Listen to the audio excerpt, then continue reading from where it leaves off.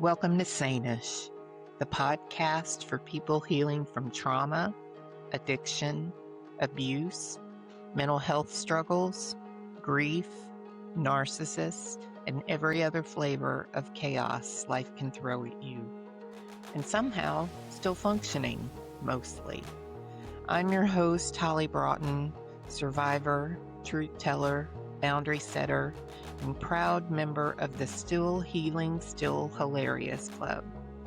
Around here, we don't do shame or embarrassment. We don't do perfection. Just real talk, dark humor, hard truths, and a whole lot of hope. Because sanity is overrated.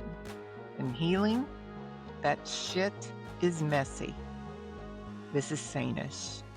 Let's get into it. Disclaimer. On the Sane-ish Podcast, we discuss personal stories of alcoholism, addiction, mental health, chronic illness, narcissistic abuse, domestic violence, SA, HT, parental alienation, grief, loss, homelessness, as well as many other forms of adversities in life. Our intention is to be inspirational, educational, identifiable, and resourceful. The views and experiences shared are in no way meant to praise or condone any illegal or harmful behavior. This content is for educational purposes only and not intended as professional advice. If you or someone you know is struggling with any of the above, we strongly suggest seeking help from a qualified professional, support service, or hotline related to your specific issue.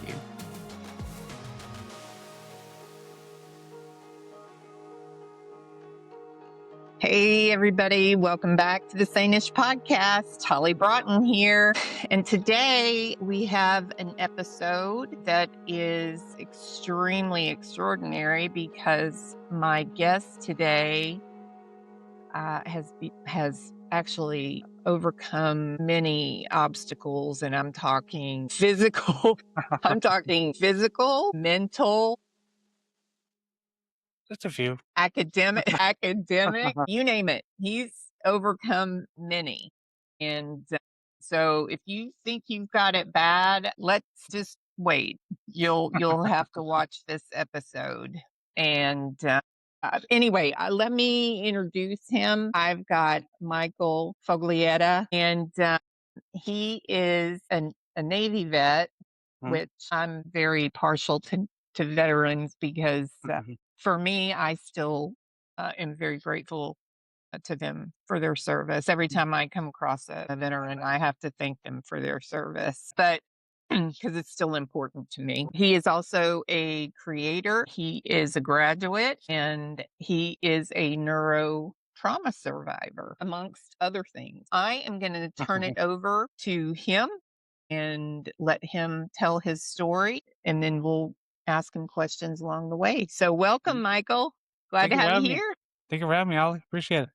Looking forward to talking to you. Start us off. So tell us where you were born and raised. And I was born in 1971, so I'm a Gen Xer. I don't know if that makes any difference. Yep. But, no, you're in the right place. Place.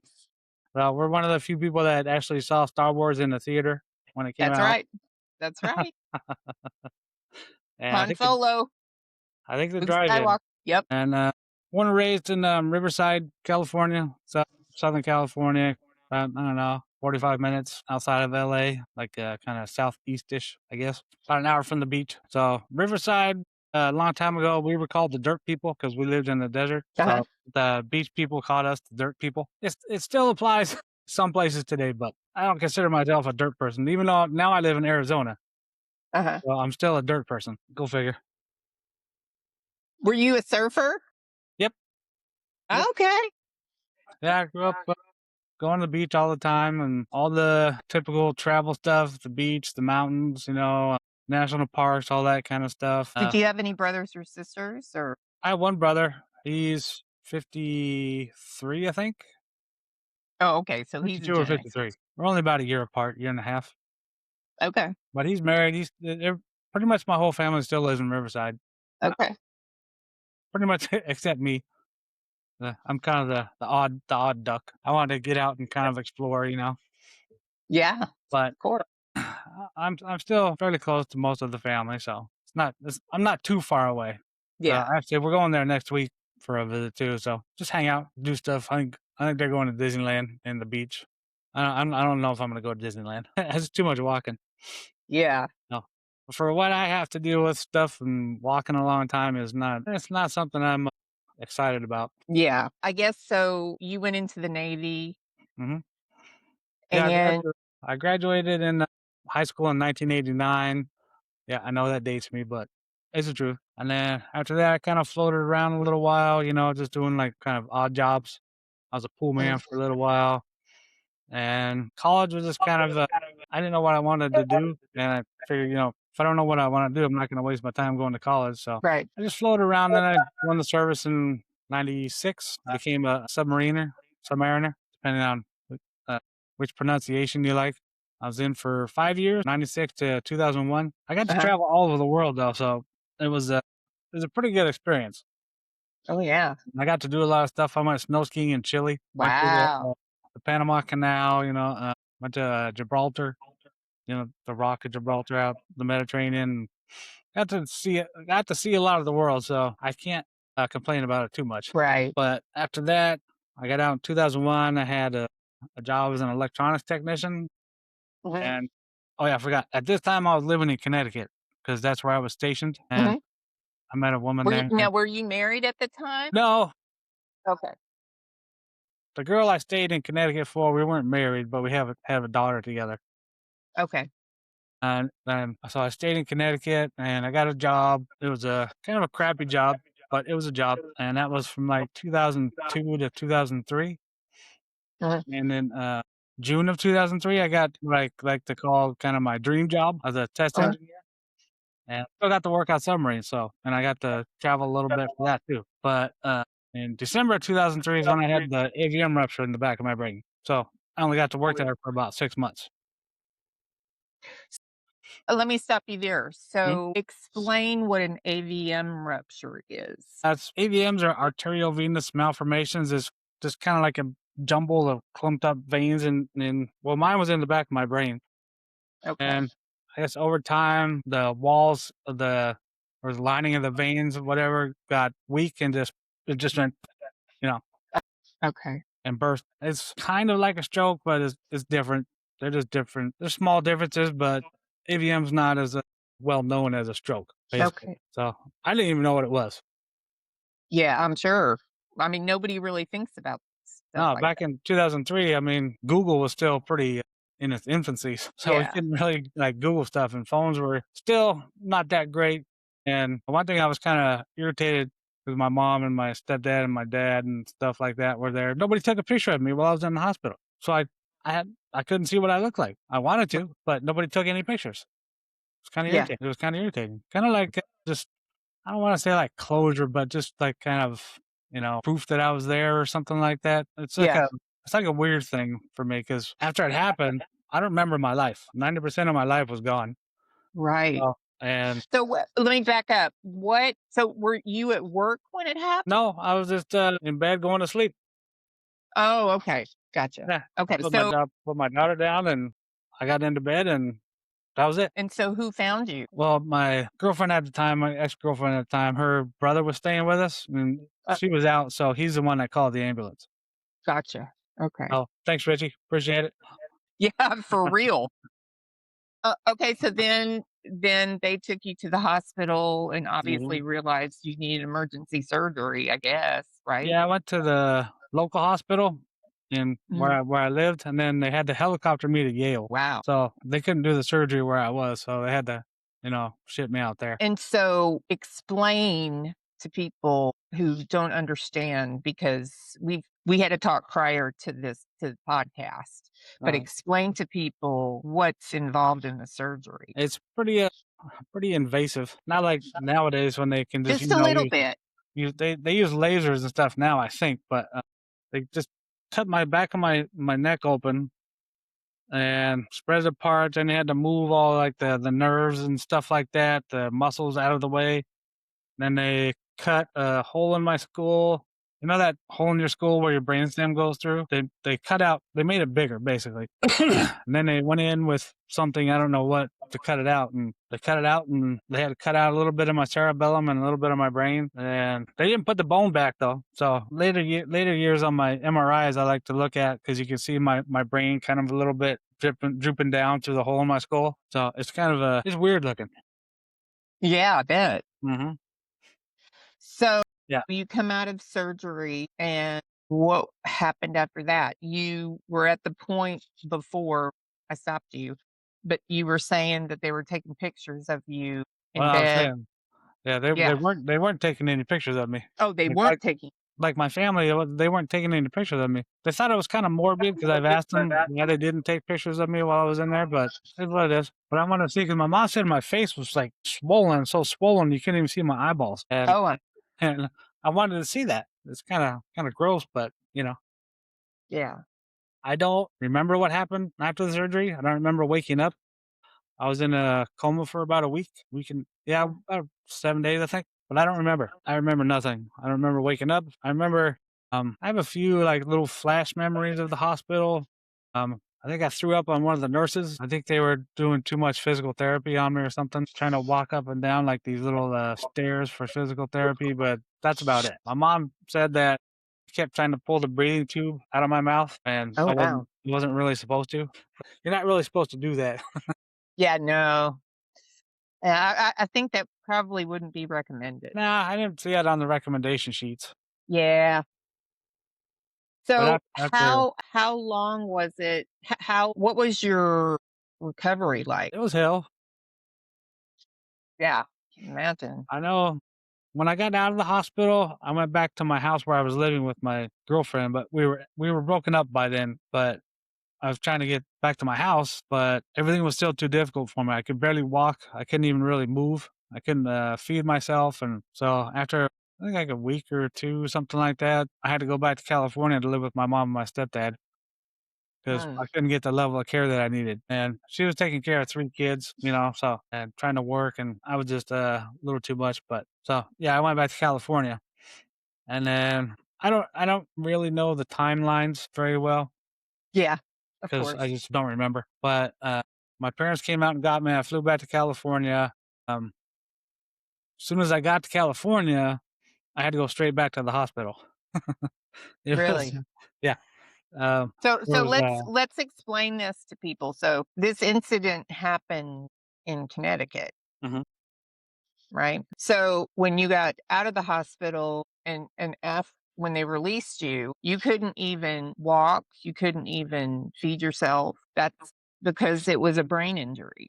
Yeah. It's a neurological issue. Yeah.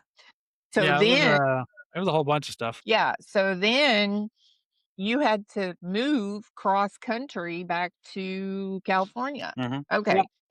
And so then you went back into the hospital back in Mhm. California. Yep. As soon as I landed, I had to go straight to the hospital. Like, inside your brain makes your spinal fluid. Mhm. And then the spinal fluid there's a flow down your spine. And then when it comes out of your spine, it just gets absorbed into your body. But my natural flow was broke. So all the fluid was building up in the back of my neck, and it was putting a lot of pressure on my brainstem. And if anybody knows about brainstems, if you put pressure on it, you're going to die. Mm. So they gave me they had to, those needles you take blood with, and they Mm. put that little tube in there. They had to poke those in the back of my neck with no anesthesia to get the fluid out. So they gave me something to bite down on. No, that was nice. And all I remember hearing is the pop when it went through. Oh gosh. And after that, they had to install a shunt, and they put the shunt in my spine. And the shunt is a tube that basically drains the fluid. Normally, they put shunts up in your head somewhere, but I think mine was kind of a new kind of technology. And it's in my spine, about halfway up my spine. Then it goes down and it comes out of my spine, then wraps around to my abdomen, and the fluid just gets absorbed into my body. but my natural flow is broke and my brain isn't regulating the flow of it. It either makes too much or it doesn't make enough, and my ventricles are kind of changing shape because there's different levels of the fluid in there, and it's just kind of it's a whole mess. Yeah. And it's still the shunt's still there. Yeah. Hmm. I forgot to ask you this, but were you able to speak to Michael when you got I think out? so. Or okay. I Yeah. didn't know if you were having trouble communicating or At first I did. At first I was. I remember my mom telling me that when I woke up, I asked for like a piece of paper and a pencil to write down. okay. I think I asked where my daughter was. Okay. She was only Yeah. 1 year old when it happened. Okay. But that's the only thing that I know. But I don't know if I could talk for a little while or how long it took me to, get my speaking voice back after the coma and all that and Yeah. breathing tubes. And even after they took the breathing tube out, I was still having trouble breathing. And my mom and my stepdad were with me kind of 24/7. And when I stopped breathing, they would have to shake me so I would Yeah. start breathing again. Yeah. And I had to do that for, I don't know how many days. It was a while though, till everything started to kind of work. Right. My brain doesn't regulate the autonomic functions correctly anymore, like the breathing and your heartbeat and all the stuff we can't control, or Right. like breathing and all that. So I got So I got were you in like a wheelchair for a while or how did that work? I think I don't know if I went home in a wheelchair, but I know when I got out, I was in a wheelchair because I don't remember the ride home. Okay. But I know after a little while, had a cane. I don't know how long I used the wheelchair for. I had to have like a seat in the shower because I couldn't take a Yeah. shower by myself. Right. It's kind of embarrassing, Yeah. having your Sure. parents. I'm a grown man. It's a little Sure. embarrassing. Yeah. I try not to think about that part, but that's what happens. So that was kind of my dilemma, leaving my daughter, all the way across the country. Yeah. I Yeah, imagine that. yeah. But as soon as I could start, like somewhat moving around, I think I moved back there for like a week or two to try it, so I could be close to my daughter, but it didn't work. I tried Yeah. that 2 times, and both times it didn't work. I Yeah. just couldn't take care of myself. So I just stayed in California and I started flying back and forth, about every 4 to 6 weeks to see her till she was, I think, probably in middle school or high school when I didn't go as often. I still went out there, but I didn't go as often. And Yeah. she came out to visit me on most of the holidays. So that was good. But Yeah. my daughter lives with me now full time. So that's good.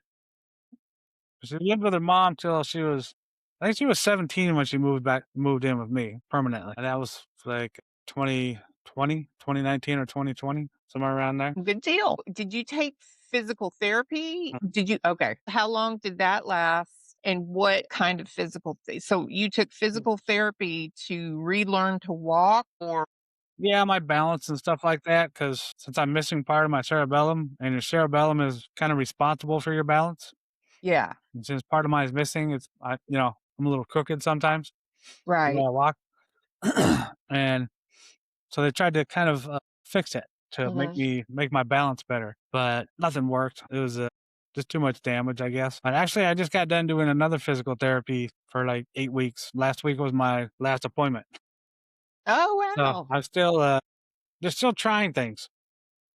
Well, I you mean, have to sometimes. yeah, yeah. Yeah. Over the years, it's been I don't know. I probably had years of physical therapy. Yep. Never know what's gonna work or Nope. help or Yeah, and when never know. Never I know. still. Did you have to learn to like rewrite or for your strength or Mhm. things like that? Yeah, and I know we'll get into this, but after I graduated in college in 2022, I tried to go back to work, and I had a job as a maintenance technician at a prison, and it was actually a fun job. I got injured there, but it was a fun job. And my boss, I was not allowed to write anything, like the log forms and all the forms that we had to fill out. I was not allowed to write because my Mhm. handwriting is so bad. Yeah. It never improved. Yeah. She gave me one of those, those kindergarten forms where you trace the letters. Yes. She gave me one of those to take home, and I got a C minus on it, and it was just tracing. I mean, we had fun with it, It's just one of those things that it's just how I am. I'm not very Yeah. good at writing. Yeah. I guess that gets frustrating sometimes. I I guess can read my writing, but well, that's hey, all that counts. it that's the only person. Well, I mean, other than the man upstairs, I guess that's the only person you Yep. have to impress. Yep. Really. I can't write cursive at all anymore. Are there any moments where you grieve your past self? I think I used to a long time ago, Yeah. because going through it the first few years, I remember my doctors told me that I'd be back to work in 3 months after it happened, Oh. and that 3 months just went right by. And they said 6 months. Then they said a year, 2 years, and eventually they just said I'll never work again or learn at a high level again. So I just kind of, but it had been years, so my symptoms weren't getting any better. Really, I still have a lot of the symptoms, but I might have grieved a long time ago. But I just kept doing stuff kind of to test my abilities, to see what I could Yeah. do, what I can't do, stuff like that. And I didn't really look back too much, Right. and because there's kind of no point in it. Right. Really? I mean, of course you can grieve your past, but grieving is not gonna help your future. Right. Right. And I mean, there's a mourning period, of course, but Right. there's a time when you have to say, okay, the grieving's done. Let's move on, and figure the rest of my life out. Right. And Uh, so basically what you're saying is you accepted it, and then so you kind of alluded earlier to the fact that tell everybody what you did. You went to college. Yep. Well, first, I'll just go back a little bit. Yeah, go Like back. at first, I said I tried to test my abilities. I've always been kind of a mechanical engineering kind of guy, so that was my job. But for some reason, I decided to try to make surfboards, and I made like 3 or 4 of them, and I was pretty crappy at it. But I just thought I would try it, and then I bought a shell of a boat and made a boat. After that, I just kind of it wasn't something I could do like on a daily or weekly basis. So it wasn't really, something that I could do on a constant basis. And I know I would go to the beach maybe like twice a week during the summertime, once a week in the wintertime because it's still Southern California. It's hot enough. And I just kind of, as the years went by, I started, getting more of my friends back and being more social, stuff like that, which helped a lot because for years my neck was like this. I couldn't even move my neck. Mhm. Like I would have to turn like this for a long time just because all the damage in there. So I Mhm. kind of looked like a freak, and I didn't want to go anywhere for a long time. But I eventually, got out there. My neck started, getting better at moving and stuff, and I just kind of floated around for a while. Then around 2014, I bought a house. I wanted to get the hell out of my mom and my stepdad's house. Mhm. It's not cool for a 40-year-old man to live with their parents, even though I'm disabled. I bought a house. It kind of became one of my new projects. There's like stuff that needed to be done to it. It wasn't horrible. It was completely livable, but it was just more projects that I could do. Mhm. And then I met a woman around the same time, and we got together. 2016, we had our kid and got married. And then 2017, we moved out here to Arizona. Then 2018, she divorced me. And after that, because I don't have any friends or family out here, so I'm out here basically by myself. And I didn't have my son every single day, and my daughter didn't live with me yet. So, the times I don't have, it's just, boredom basically. There's no beach in Arizona. No. And So, and it's hotter in Arizona. yeah, just a little bit, just a little. Just a triple digit bit. Yeah, yeah. I think it's only like 105 today. That's like a cold snap. Yeah, exactly. Exactly. My Yeah. point being, My air conditioner is on 24/7. exactly. Yeah. But after that, I was just kind of, bored. And so I said, okay, I'll try going back to school. I took some classes at community college, and I was still pretty good at it. It took a lot of work, but I was still pretty good at it. So I said, okay, I'll transfer to University of Arizona. And I graduated there in 2022. And remember, they said I would never learn at a high level again and work. So I wanted to test. I tested the learning part of it, and I graduated magna cum laude, which was, it was kind of cool. And then I tried working again, but every job I had, Which there was which means what? And what was your grade point average? Do you remember? 9 point, or was it? It's out of 5, right? And it's usually a 4. Oh, yeah, I was like a 3.93, 3.94. There you go. something like that. My daughter graduated summa cum laude, which is she had 100% Wow. on everything. So I was proud of her for that. Oh, of course. Yeah, and I just got I said, okay, I'm just gonna try working, see what happens. Because while I was in school, I had some unfortunate things happen with my money because I get SSDI and I had another disability policy through my work, and I can't talk about it, but some unfortunate things happened, and basically I lost a lot of my income. So working became more kind of a necessity Mm, than just something I wanted to try. But every job I had, there's something wrong. mhm. Uh, because my brain doesn't process things quickly anymore. It's really slow, so it takes me a lot longer to figure things out.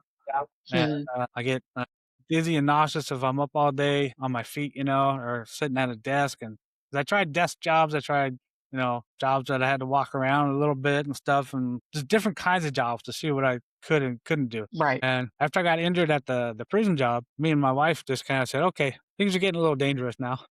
Yeah. And so that's kind of when I decided to say, I guess what I could try is like helping other people with Mhm. through the same things that I went through, and just kind of answering questions and helping them get through it with like tips and tricks and guides and stuff like that. So that's kind of what I've been working on the last few months is trying to start that up. And so explain to people what it's called and what it is. Well, I created some they're guided prompt journals, but they're very kind of niche specific. They're not just they don't ask how you feel. They're not what do you call them? Symptom trackers or daily Mhm. trackers or wellness trackers or anything like that. They're more like a place for you to be honest with yourself to go Mhm. from, grieving your past self all the way to rebuilding a new future with this new life because your life is going to change 100%. And it just kind of validates what they're going through because whatever they're feeling when it happens and they're going Mhm. through it, whatever they're feeling is valid. They're not faking anything. They might, Right. and it's hard because a lot of people do think a lot of people fake it. Even me, people think I'm faking it Mhm. just because of, I can walk, I can talk, I can do things, but they don't see what goes on when I'm inside the house Right. and at home. So there's consequences for what we do. But the journals are just kind of there to be a guide, and be honest. And like a lot of people that go through therapy, 'cause I went through therapy, I had PTSD because of what Mhm. happened. And then you just kind of even in therapy, it's a lot like even me, you're not always honest with a therapist. You either try to make it sound like it's worse than it is. Mhm. You can get a little more sympathy, a little more empathy, something like that, or you can like be Mr. GoPro and say, "Oh, nothing's wrong," Yeah. but everybody's full of crap about that because we all have stuff wrong. Right. But Yes. that's kind of what I designed the journals for. It's like on like your medical care, like what are your thoughts on your medical care so far? What kind of new goals have you set for yourself? Milestones and what was the future that you lost basically? Because most people have a job, a career, but after they come out of it, that career might be gone. So they have Right. to adjust to their disability and whatever they can do mentally and physically. So the jobs are I think that's one of the hardest things is people to adjust with is working and what are they gonna do for money? And Yeah. I address that in the journals too, like financial loss. Mhm. So when you get out, your medical bills are gonna, they're gonna they're gonna go up. Right. It does cause financial stress, especially in a relationship or a marriage. You got wife or husband and kids and homes and stuff like that and friends. And you might lose friends, but you might gain friends in other areas because I know like a lot of friendships are based on what do you call it, common activities. Like Mhm. people play basketball or softball leagues, stuff like that. And if you can't play those on those teams anymore, what are you gonna Right. do? And that's kind of how friendships are based sometimes.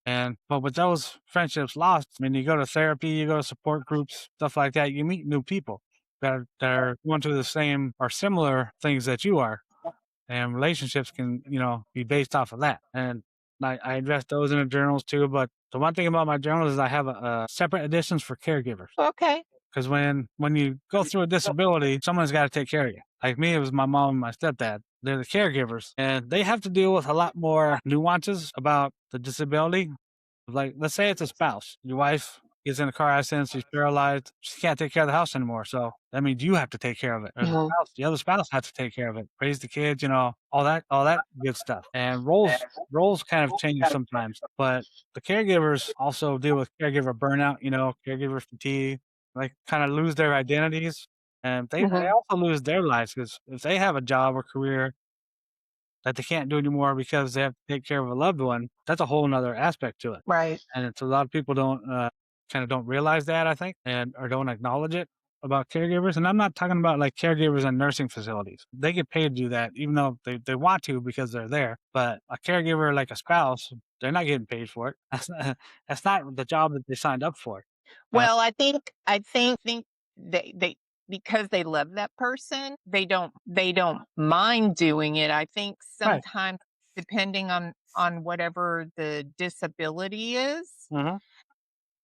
it gets very hard. Like sometimes with elderly people, because Mhm. it's Alzheimer's, they can get very nasty. They don't mean Yeah. to get nasty.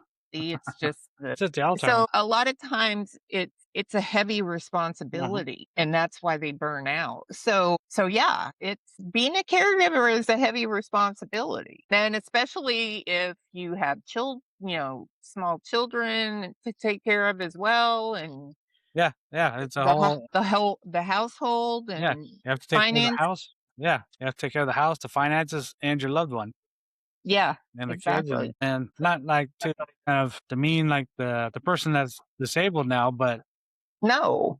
it's they have to worry about two different things. He's trying to heal, or he or she is trying to heal, and the other person is worried about the house, and they're both extremely taxing mentally Right. and That's right. physically a lot of times too. Right. Like I like to use roofers as an example. Like let's say you're a roofer. If you get in a car accident and you're paralyzed, you're not going to be a roofer anymore. Right. Well, you can get up on that roof to lay tiles down and stuff. So you're going to have to rethink what you want to do Right. and get new interests, new hobbies. I think I spent a lot of time doing that, finding new interests and new hobbies. That's why I did the surfboards and the boat and stuff. Now I do some like epoxy resin projects. Mm, Sometimes I have an Etsy shop with like disabled apparel, but also some epoxy products that I make, stuff like that. So nice. I kind of stay a little busy. I'm starting my own podcast. It's just me. It's just me. I'm not going to be interviewing because my brain doesn't think fast enough, to ask Yeah. people questions. Yeah. It's gonna be me. I've been making videos about the journals and going over the prompts and stuff like that. But I figure if I do it like a podcast style, it can reach more people. Sure. So And then you can help people, maybe reach people with disabilities and help guide them too as well. yeah, You know? it's a very confusing time, Sure. Yeah. and a lot of people leave the hospital going, "Okay, what do I do now?" Right. That's just normal.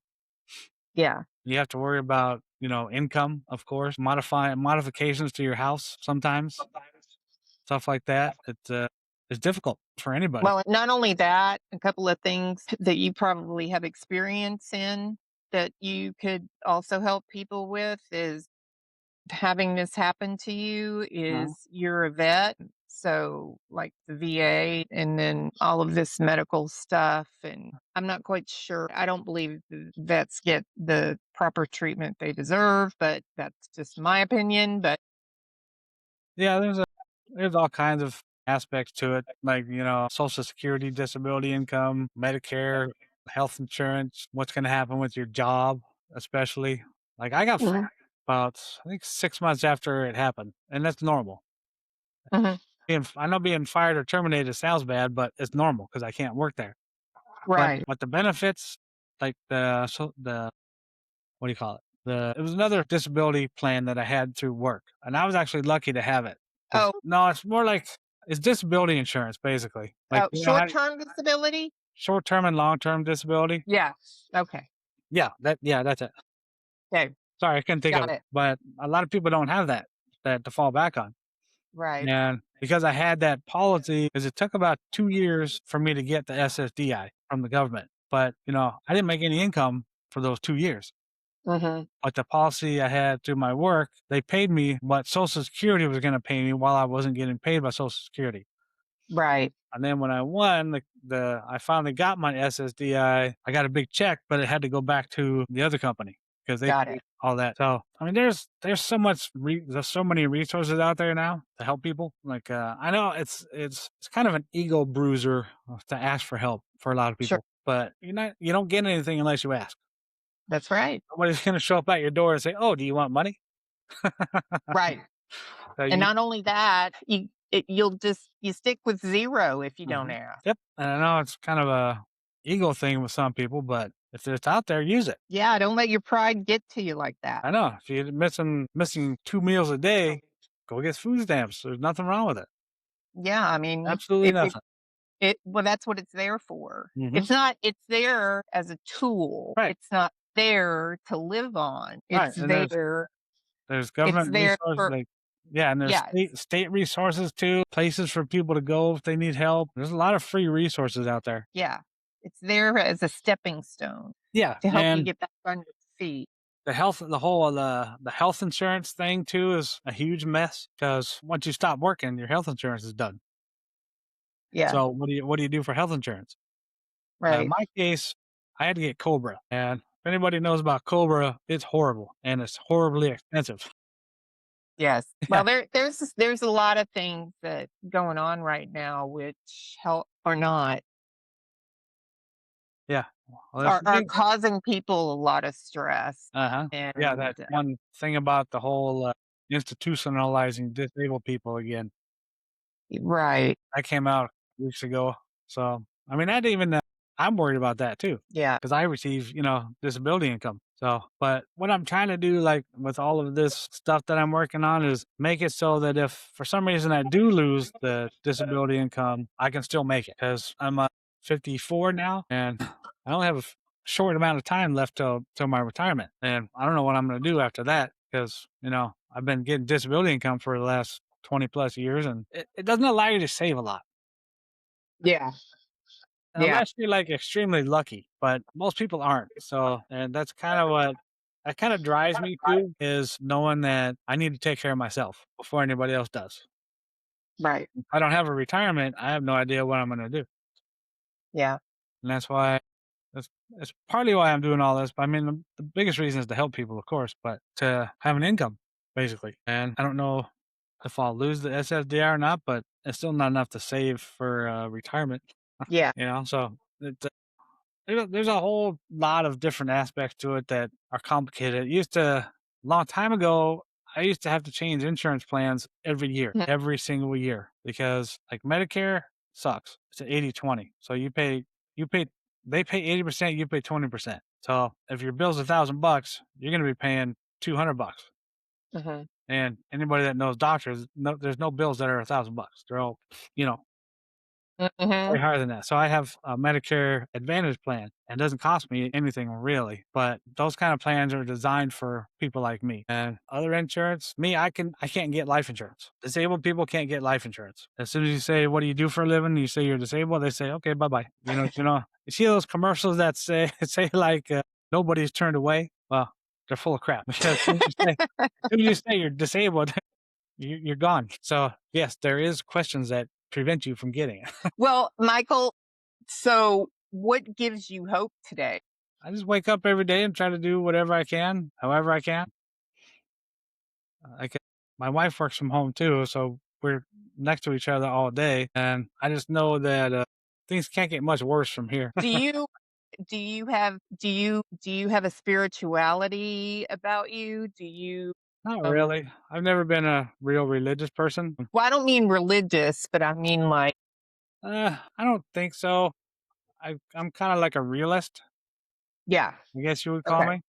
I'm not necessarily like atheistic or anything like that, but I'm a realist and my life is like, what's right in front of me. Yeah.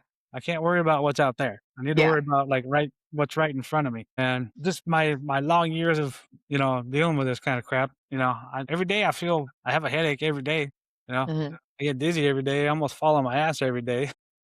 Yeah. But, this is me. This is my personality all day, every day. Right. It's not I don't just curl up in the fetal position on my bed and just give up for the day because I don't feel good. If I don't feel good, I lay down, Right. but I don't feel guilty about it because I don't feel good. If I go out in the yard and do yard work for an hour, I'm back in the house and I lay down the rest of the day. But I accept those consequences because if I don't do it, nobody else does. Yeah. And it's not stuff that, is gonna kill me. And I developed kind of a high tolerance for pain over the years. Yeah, I bet. So, I've had a lot of painful things done to me. And like nowadays, I get my old man skin, so I get cut quite a lot now. And my wife or my daughter or my son I'll come in the house and doing something and I'll be bleeding. And my kid's like, what the hell happened? I don't know. I don't even feel it anymore. I had a big bruise on my toe that happened like, I don't know, 6 months ago. I have no idea how I got it. None. It sounds weird, but So I don't. basically you could walk in with have your arm hanging off and you would have no idea. Yeah, I might have an idea about that, but just, because like when like at the prison job, the reason why I quit because I hyperextended my left elbow and it snapped my biceps tendon. Oh And my God. they couldn't repair it. So I after that was just kind of just another thing I have to deal with because it's not repaired. I mean, it still hurts, Mhm. but I deal with so much other crap that it's just another thing to do because I still can't like if I move my arm a certain way, it feels like it's gonna rip off, and so I avoid those things. Yeah, probably best. Yeah, so it's just but when it happened, it was just a loud pop, Yeah, and I felt it, and I know it hurt, but I wasn't like crying about it. I guess. yeah, I just kinda told my boss, "Yeah, I have to go home." yeah. So I had to go to, the urgent care place and I had a big surgery. There's, like, scars all over my arm now, and, like, my biceps isn't even really there anymore. Wow. So, but like I say, it's just another thing, but that was workers' comp stuff. So, Yeah. that's not costing me anything except, the pain stuff. So, Michael, what legacy do you hope your story leaves for others who are facing their own life altering challenges? There's more life out there. Just because Yeah. one life's done doesn't mean there's no life left. There's a lot more to do. You start exploring stuff, like go through like a college catalog of classes and see something that you're interested in or something like that. Or if you're mechanically inclined like I am, find projects that you can do. There's more out there than people realize. Mhm. People that get, they get, the tunnel vision, with their careers and they don't go outside the box at all. I mean, Right. I was working in Rhode Island. You know how small that state is, it's tiny. There were people that had never left that state that I worked with. I'm like, Wow. how is that possible? Yeah. But that's what it's a bubble. And a lot of people like to live in that bubble and never come out of it. But me, I'm in a kind of like an explorer kind of person. I like to, get out there and do things. And for those people that are kind of stuck in that rut or that, what do I do now? Or that why me phase, find other things that you like. There's nothing wrong with it. You might find some kind of other interest that, you can earn a living with. Like what I'm trying to do with this kind of stuff. My journals and, all the stuff I'm trying to do. But there's more out there if you just kind of explore a little bit instead of hunkering down in the house feeling like crap every day. Take 5 minutes. Well, I'm literally just go walk around your house for 5 minutes, or like you can't do it if you're in a wheelchair, but just get up and move around, go outside, go down the driveway, get the mail, stuff like that. It's simple things like that that get you through the day. Like even me when I was a long time ago, I would just get out of bed and start doing something. I Yeah. didn't know what I was doing, but I got out of bed every day, and Yeah. that's kind of what people need to do is to explore. And I know too. There's so many people out there that don't know everything this world has to offer. Right. I mean, there's stuff here in Tucson. I'm in Tucson that I've seen pretty much everything, but there's still stuff that I haven't done here Right. that I want to go do. But it takes a little time, but there's just a lot more out there. I didn't know when I moved out here. I didn't know there's these caverns that you can go. Yeah. I can go to like big caves and underground caverns, and I didn't know that when I moved out here. All the sunsets and stuff like that, the mountains. There's tons of stuff to do. You just have to go do it. That's right. And the first thing people should do is make their bed. Yep. That's the first productive thing that you can do, and then build from there. Yep. I make the bed every day. Yep, me too. That's what I taught my daughter. Yeah, I make the bed. I So, push my chairs in at the table when I'm done. normal daily stuff. Yep. And then make your bed and then just build from there. Like Yeah. brush your teeth, take a shower, Yep. and go from there. Yep. Like everything, like my whole morning routine is a process. Exactly. Like I have to brush my teeth a certain way, and sometimes I forget how I do it. Like I'll be brushing my teeth and I'll forget where I'm at in the process, and I have to start over. Yeah. Do you want to tell people about that? Yeah, I don't care. Yeah, I have to do everything I do is like in fours. Like I have to go this way 4 times, this way 4 times, that way. I'll do the whole thing there, and if I forget where I'm at in the process, I have to start over. It's kind of annoying. Same thing with the shower. I have a process in the shower. If I forget where I'm at in the process, I have to start all over again. And I tell my wife about it, and she just laughs at me. Like, honey, I forgot how to take a shower again, or I forgot how to brush my teeth, stuff like that. But it's more, it can't, I'm sure it can get annoying sometimes, but, that's just what I have to do to make sure that everything kind of stays, running smoothly. Right. If I don't have a structure, because the way my brain works, if I don't have a structure, it's not going to operate right. Well, and I think, and if you don't have a sense of humor about it, it's just going to get, it would just make it frustrating. So you have to have a sense of humor about it. Yeah. Like even getting dressed is hard sometimes. Oh, yeah. All on my face sometimes when I'm getting dressed, but still get dressed. Right. Just my well, and I'm sure you probably wouldn't want to get arrested for indecent exposure either. So there's that.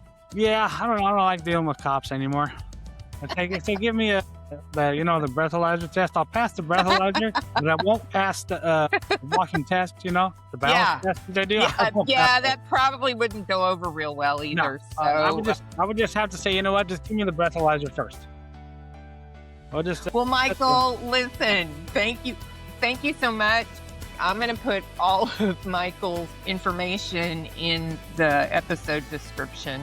So you can get in contact with Michael. Mm-hmm. And thank you so much, Michael, for joining us today and being vulnerable and sharing your experience. Because I know it's been a tough road, but you obviously have the personality to have walked through this with dignity and humor and humility. And it sounds like you're going to help or have helped a lot of people.